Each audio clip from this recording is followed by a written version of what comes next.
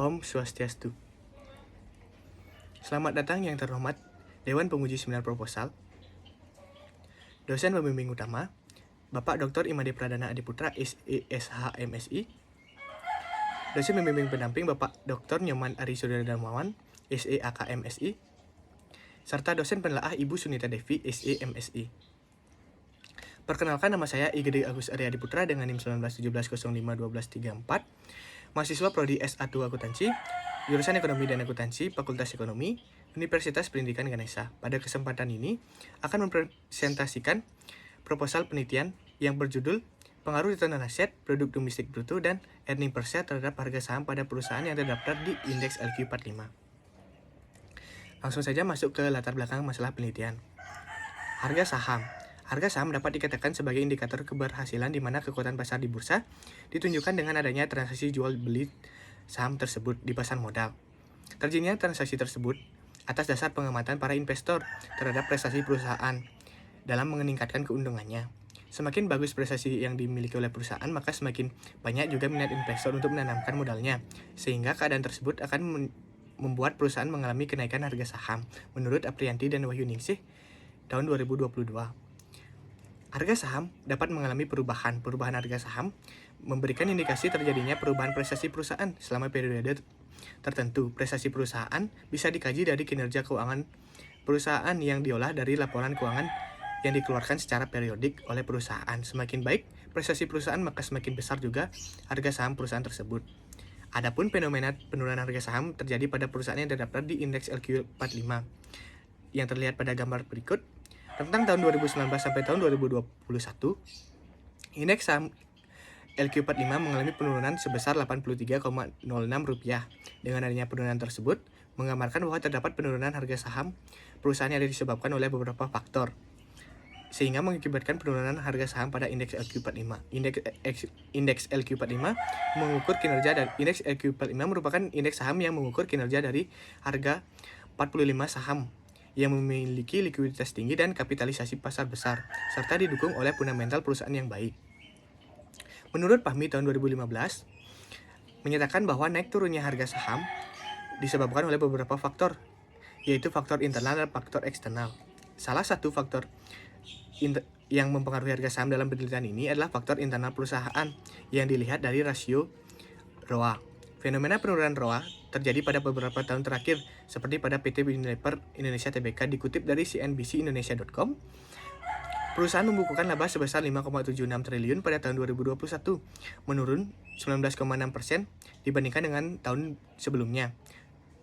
Penurunan ROA pada perusahaan tersebut mengalami penurunan sebesar 5,7% pada tahun 2021 dibandingkan dengan tahun 2020. Penurunan ROA tersebut diiringi dengan penurunan harga saham perusahaan. Pada tahun 2020, harga saham perusahaan sebesar Rp7.350 menjadi Rp4.110 di tahun 2021. Selain rasio ROA, faktor lain yang dapat mempengaruhi penurunan harga saham dalam penelitian ini adalah faktor eksternal perusahaan yang dilihat dari PDB, Produk Domestik Bruto. Dilansir dari bps.co.id, PDB pada tahun 2019 sampai dengan tahun 2021 mengalami penurunan.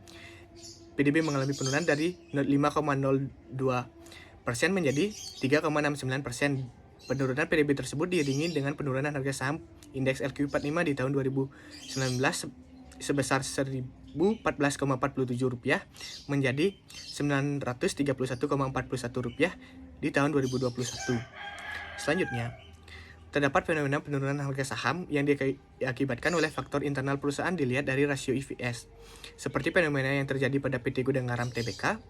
Berdasarkan laporan keuangan tahunannya, dapat dilihat bahwa EPS pada tahun 2019 sebesar Rp5.655 mengalami penurunan sebesar dibandingkan dengan tahun 2021 menjadi Rp4.030.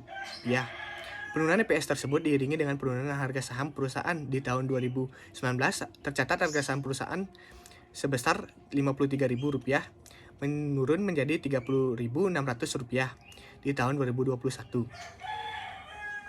Berdasarkan latar belakang penelitian tersebut, maka peneliti ingin melakukan analisis terhadap pengaruh ROA, PDB, dan EPS terhadap harga saham pada perusahaan yang terdaftar di indeks LQ45.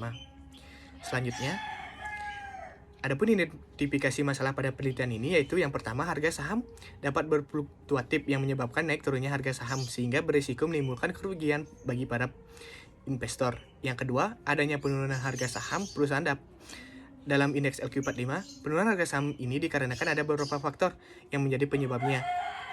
Turunnya harga saham yaitu faktor internal dan faktor eksternal. Yang ketiga, terdapat perbedaan hasil penelitian terdahulu, sehingga diperlukan penelitian lebih lanjut mengenai faktor-faktor yang mempengaruhi harga saham untuk memperkuat hasil penelitian sebelumnya. Yang kedua, pembatasan masalah dalam penelitian ini. Pembatasan masalah ini dilakukan untuk membatasi ruang lingkup dari penelitian yang akan dilakukan, hanya membahas pada pengaruh ROA, PDB, dan EVS terhadap harga saham pada perusahaan yang terdaftar di indeks LQ45 untuk periode 2019 sampai 2021. Selanjutnya yaitu rumusan masalah pada penelitian ini. Yang pertama, apakah return on asset berpengaruh terhadap harga saham pada perusahaan yang terdaftar di indeks LQ45? Yang kedua, apakah PDB berpengaruh terhadap harga saham pada perusahaan yang terdaftar di indeks LQ45? Yang ketiga, apakah EVS berpengaruh terhadap harga saham pada perusahaan yang terdaftar di indeks LQ45? Selanjutnya, adapun tujuan dalam penelitian ini yang pertama itu untuk menganalisis pengaruh ROA terhadap harga saham pada perusahaan yang terdaftar di indeks LQ45. Yang kedua, untuk menganalisis pengaruh PDB terhadap harga saham pada perusahaan yang terdaftar di indeks LQ45. Yang ketiga, untuk menganalisis pengaruh EVS terhadap harga saham pada perusahaan yang terdaftar di indeks LQ45. Selanjutnya, manfaat penelitian. Adapun manfaat penelitian ini yaitu yang pertama, manfaat teoritis. Penelitian ini turut berkontribusi dalam pengembangan signaling teori secara umum dan memberikan gambaran mengenai pengaruh ROA, PDB, dan EVS terhadap harga saham pada perusahaan yang terdaftar di indeks LQ45. Manfaat yang kedua yaitu manfaat praktis yang bermanfaat bagi manajemen perusahaan, peneliti selanjutnya, dan para investor. Selanjutnya, kita masuk ke deskripsi teoritis. Yang menjadi grand teori pada penelitian ini adalah signaling teori.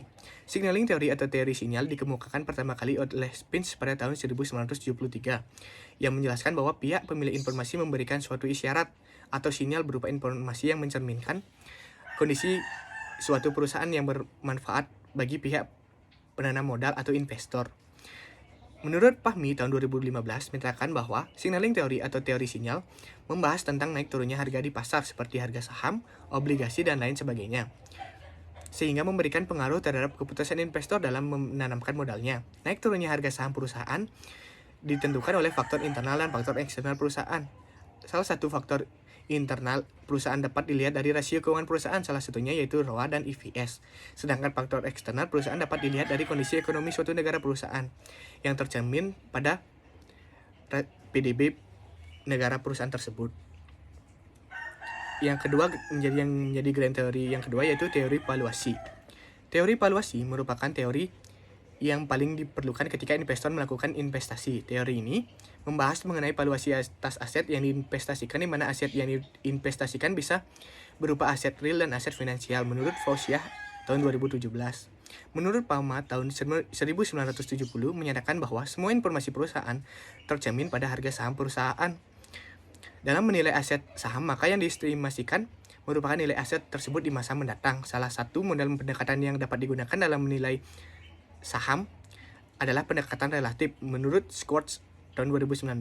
Pendekatan relatif adalah salah satu cara melakukan valuasi harga saham dengan menggunakan variabel yang berhubungan dengan harga saham itu sendiri. Dalam penelitian ini menggunakan rasio ROA, EVS, dan PDB. Selanjutnya, harga saham. Harga saham merupakan satuan perubahan kelipatan yang telah ditetapkan. Pembentukan harga saham ini terjadi di pasar bursa pada saat tertentu yang ditentukan oleh pelaku pasar, sesuai dengan adanya permintaan dan juga penawaran atas suatu saham perusahaan yang bersangkutan di pasar modal, menurut Jogianto tahun 2017. Harga saham juga dikemukakan oleh Firmansyah pada tahun 2019. Harga saham adalah harga penutupan setiap lembar saham yang dipantau oleh investor untuk memaksimalkan kekayaan di waktu mendatang. Selanjutnya yaitu return on asset. Menurut Tanda Lilin tahun 2014 menyatakan bahwa ROA adalah rasio yang menunjukkan hasil return atau jumlah aktiva yang digunakan dengan memanfaatkan sumber ekonomi yang ada guna menciptakan laba. Selain itu, menurut Arnova tahun 2016 menyatakan bahwa ROA sebagai indikator keuntungan yang menggambarkan keuntungan dari aset yang dimiliki juga digunakan sebagai rasio untuk tingkat pengembalian investasi dari hasil pengelolaan seluruh total aset tersebut. Bila ROA yang dihasilkan perusahaan tinggi, maka keuntungan yang dihasilkan perusahaan akan tinggi. Begitu juga sebaliknya, bila ROA yang dihasilkan rendah, maka keuntungan yang dihasilkan oleh perusahaan juga akan rendah. Selanjutnya yaitu produk domestik bruto. Produk domestik bruto atau PDB merupakan salah satu indikator penting untuk mengetahui kondisi ekonomi di suatu negara dalam suatu periode tertentu, baik atas dasar bahan baku maupun atas dasar harga konstan. PDB pada dasarnya merupakan jumlah nilai tambah yang dihasilkan oleh seluruh unit usaha dalam suatu negara tertentu atau merupakan jumlah nilai barang dan jasa akhir yang dihasilkan oleh seluruh unit ekonomi. Menurut Sharifudin et al. Tahun 2019, PDB mengukur pendapatan total setiap orang dalam perekonomian. PDB sering dianggap sebagai ukuran yang paling baik dari kinerja perekonomian. Semakin tinggi PDB suatu negara, maka semakin baik pula kinerja ekonomi suatu negara tersebut. PDB merupakan nilai keseluruhan semua barang dan jasa yang diproduksi di dalam negara tersebut dalam jangka waktu tertentu. Selanjutnya, yaitu earning per share. Menurut Fahmi tahun 2012, menyatakan bahwa earning per share atau pendapatan per lembar saham merupakan bentuk pemberian keuntungan yang diberikan kepada para pemegang saham dari setiap lembar saham yang dimiliki oleh investor. Nilai IPS merupakan perbandingan antara laba bersih setelah pajak pada satu tahun buku dengan jumlah saham yang diterbitkan outstanding shares. Menurut Tandelilin tahun 2014 menyatakan bahwa IPS atau sering disebut dengan rasio nilai buku merupakan rasio yang digunakan untuk mengukur keberhasilan manajemen dalam mencapai keuntungan bagi pemegang sahamnya. Selanjutnya, di kerangka berpikir. Dalam penelitian ini terdapat beberapa faktor yang mempengaruhi harga saham, namun penelitian ini menggunakan faktor internal dan faktor eksternal. Faktor internalnya itu yaitu rasio ROA dan rasio IPS. Untuk faktor eksternalnya menggunakan produk domestik bruto. Selanjutnya yaitu hipotesis penelitian. Hipotesis penelitian yang pertama, menurut Pujiastuti et al. Tahun 2022 menyatakan bahwa ROA menunjukkan nilai produktivitas perusahaan dalam mengelola aset sehingga memberikan keuntungan bagi perusahaan. Semakin tinggi ROA suatu perusahaan, maka semakin besar pula tingkat keuntungan yang dicapai oleh perusahaan. Dan sebaliknya, rasio ROA perlu dipertimbangkan oleh investor sebelum melakukan investasi saham. Karena ROA berperan sebagai indikator efisiensi perusahaan dalam menggunakan aset untuk memperoleh laba. Jika perusahaan memiliki nilai ROA yang tinggi, maka dapat menarik minat investor dalam berinvestasi pada perusahaan, sehingga akan berpengaruh terhadap kenaikan harga saham dikarenakan adanya suatu permintaan terhadap perusahaan tersebut. Menurut Arista et al. Tahun 2020. Hasil penelitian yang dilakukan oleh Arista et al. Tahun 2020 yang menunjukkan bahwa ROA berpengaruh signifikan terhadap harga saham. Sehingga hipotesis yang pertama pada penelitian ini yaitu return on asset berpengaruh positif terhadap harga saham pada perusahaan yang terdaftar di indeks LQ45. Untuk hipotesis yang kedua yaitu menurut Febrianti dan Nur Hayati tahun 2020, nilai PDB akan menentukan perkembangan perekonomian dari sebuah negara. PDB berasal dari jumlah barang konsumsi yang bukan termasuk barang modal. Peningkatan barang konsumsi menyebabkan perekonomian bertumbuh. Pertumbuhan ekonomi mencerminkan pertumbuhan PDB pada negara tersebut. Jika pertumbuhan ekonomi membaik, maka daya beli masyarakat pun ikut meningkat sehingga dapat meningkatkan penjualan perusahaan. Dengan meningkatnya penjualan, maka keuntungan perusahaan juga meningkat dan cenderung meningkatkan dividen yang diperoleh oleh investor. Peningkatan keuntungan menyebabkan investor berminat untuk berinvestasi pada saham perusahaan dan menyebabkan harga saham mengalami kenaikan. Hasil penelitian yang dilakukan oleh Febrianti dan Nur Hayati tahun 2020 yang menunjukkan bahwa PDB berpengaruh signifikan terhadap harga saham. Sehingga hipotesis kedua pada penelitian ini yaitu produk domestik bruto berpengaruh positif terhadap harga saham. Hipotesis yang ketiga. Menurut Naufal et al. Tahun 2022 menyatakan bahwa nilai rasio IPS yang meningkat menunjukkan bahwa jumlah laba yang akan diterima oleh investor pada setiap lembar saham yang dimiliki akan semakin besar, sehingga dengan meningkatnya nilai IPS menarik minat investor untuk membeli saham. Dengan adanya permintaan saham yang meningkat, maka diiringi dengan meningkatnya harga saham perusahaan tersebut. Hasil penelitian yang dilakukan oleh Naufal et al. Tahun 2022 yang menunjukkan bahwa IPS berpengaruh signifikan terhadap harga saham.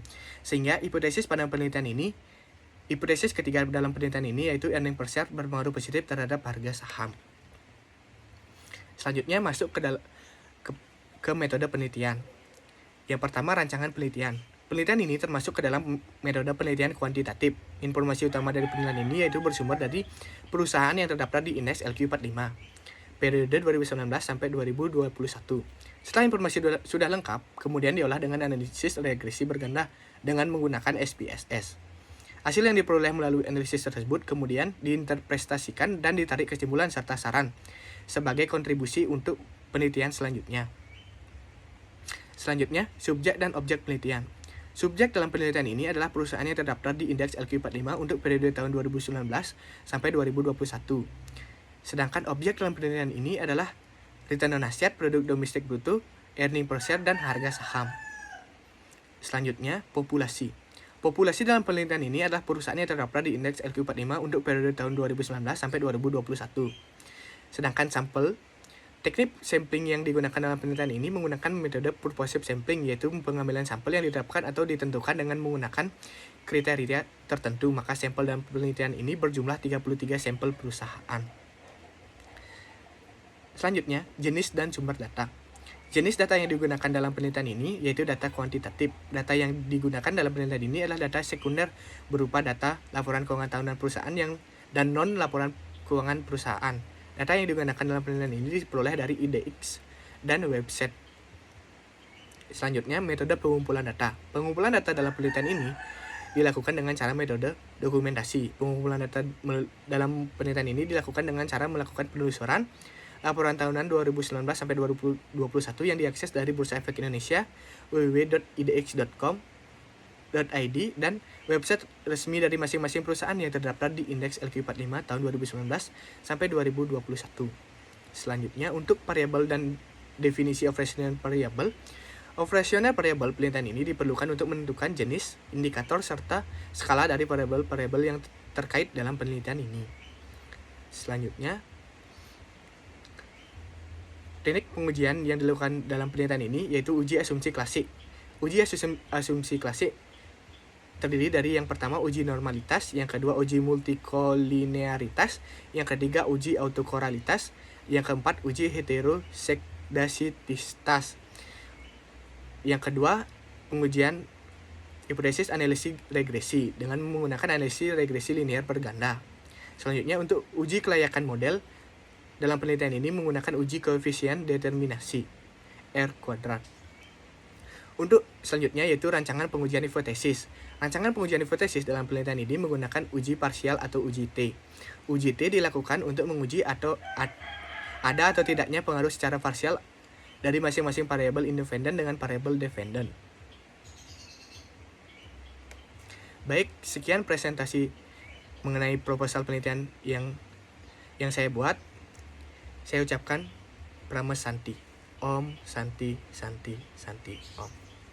Apabila ada salah kata, mohon dimaafkan. Terima kasih.